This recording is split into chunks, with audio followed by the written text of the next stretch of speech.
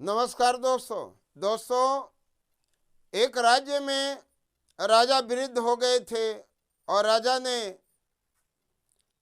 सूचना दिया पूरे राज्य में कि हमारे राज्य में जो भी बुद्धिमान व्यक्ति हैं और राजा बनने की इच्छुक हैं वो सब प्रतियोगिता में शामिल हों और वो राजा बनेंगे। प्रतियोगिता की क्या थी?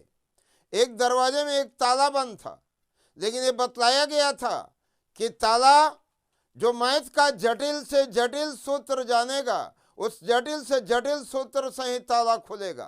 बड़े बड़े मैथमेटिशियन पहले ही प्रतियोगिता में जाने से भाग गए, लेकिन उस प्रतियोगिता में 3 लोग शामिल हुए।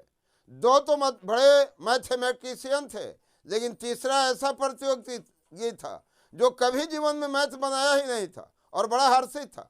बड़े आश्चर्यचकित लोग थे, कभी यह मैथ बनाया नहीं, ताला खोलेगा कैसे? दोनों प्रतिभागी जैसे ही कमरे में ले जाने के पहले उनको चुस्त दुरुस्त होने के लिए कहा गया। दोनों बाजार गए और बाजार जाकर के सैकड़ों मैथ के सूत्र के किताब खरीदे। रात भर किताब से सूत्र पढ़ते रहे और तीसरा गया मच्छरदानी लगाकर आराम से सो गया। लगाव प्रतियोगिता में शामिल ही नहीं है। अगले दिन तीनों प्रतियोगी को दरवाजे के अंदर प्रवेश करा दिया गया कमरे में और ताला बंद कर दिया गया और कहा गया जल्दी से ताला खोलिए।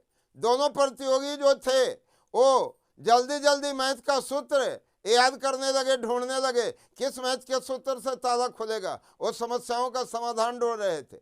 और तीसरा प्रतियोगी आराम से जाकर कमरे में बैठ गया और कुछ देरी के बाद वहां से उठा और एकाएक जाकर झट से दरवाजे को खोलकर और बाहर निकल गया।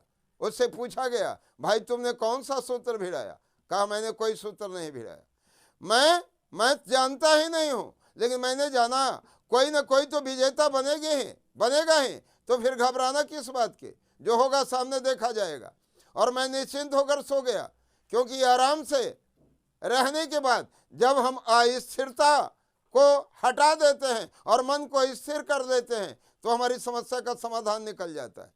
जब हम कमरे में बैठे हुए थे तो मेरे मन में शांत होने के बाद एक विचार आया, कहीं ऐसा ही ना हो कि दरवाजे में ताला लॉक ही नहीं हुआ हो, ये मात्र डराने के लिए कहा गया हो। और वास्तव में मैं जांचने के लिए जब गया तो वास्तव में दरवाजे में ताला लगा हुआ ही नहीं था, तो वहां पर तो कोई सूत्र भिड़ाना ही नहीं था।